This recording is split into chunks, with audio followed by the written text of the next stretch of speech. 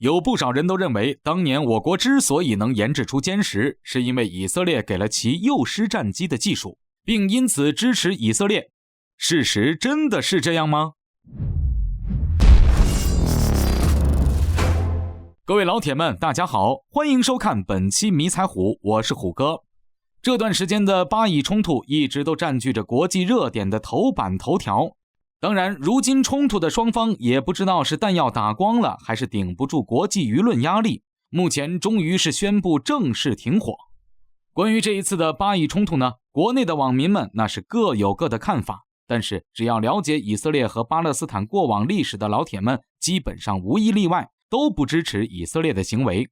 但是呢，仍然有不少的网友或许是被之前以色列的一些宣传给蒙蔽了，认为以色列对我国那是相当友好，选择了支持以色列。这些人之中的许多人都仍然在相信着其中一件事，那就是当年我国的歼十之所以能够顺利研制出来，是因为以色列将本国未能完成的幼师战机相关技术给了中国。难道说真的是这样吗？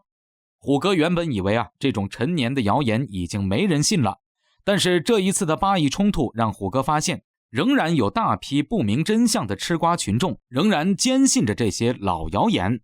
这一次就来详细的说一说。实际上呢，以色列确实是有一款下马的战斗机，外形和我国的歼十战机特别像，这也是这个谣言流传甚广的根本原因。但是这款战机的名字可不叫幼师，而是狮式战机。前者实际上是以色列山寨的法国幻影5。当年法国对以色列禁运了这款战机，于是乎以色列就派出摩萨德直接偷了幻影5的设计图纸，逆向研制出来的幼师战机。而从没有服役的狮式战机才是这一则谣言中的真正主角。狮式战机在研制之初就是为了要代替掉原本的幼师攻击机。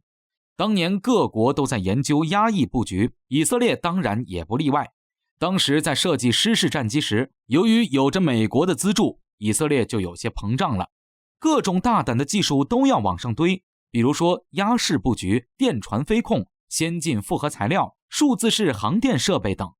1986年第一架狮式完成装配，并于同年12月31日首飞。到1987年共制造了2架原型机，进行了81个起落的试验。然而俗话说得好，步子迈大了，那就容易扯到裆。最终以色列发现这款飞机的气动性能有些缺陷，操纵性不好，需要改动机翼的设计。然而美国也不是冤大头，到这一步狮式战机的投资已经超过了20亿美元。随即美国直接撤资，导致这款战机半道上只能下马。而中国的歼十战机实际上和以色列的狮式战机半毛钱关系都没有，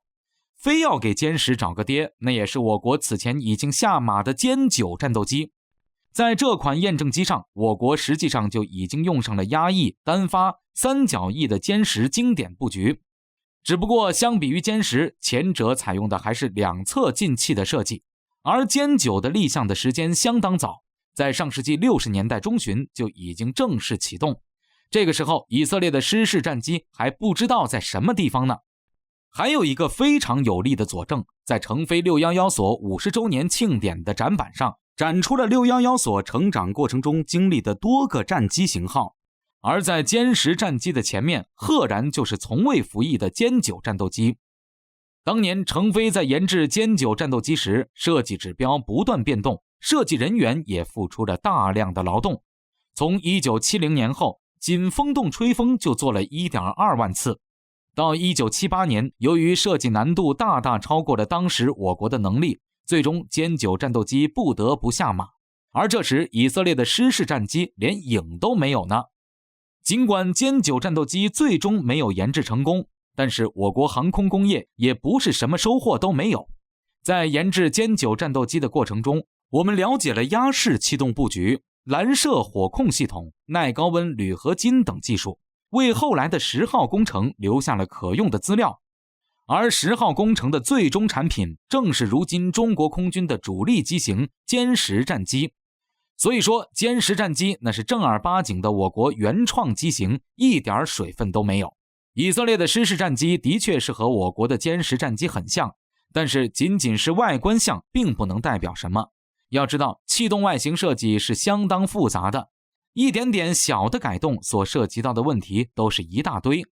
外观像，但是双方在设计上很有可能就是天差地别。更何况以色列的狮式战机是轻型战机，而我国的歼10可是中型，整整大了1号。因此我们可不能仅凭借外观就认为是中国获得了以色列战机的相关技术。中国与以色列在武器装备方面的交流的确是不少，但是要知道这是平等的交流，都是我们用实打实的人民币换来的，不存在谁亏欠谁，也不能光凭此就认为以色列对中国那是相当好。要这么说，我们从美国获得的军事技术还要更多，难道就能认为美国对我国也相当友好吗？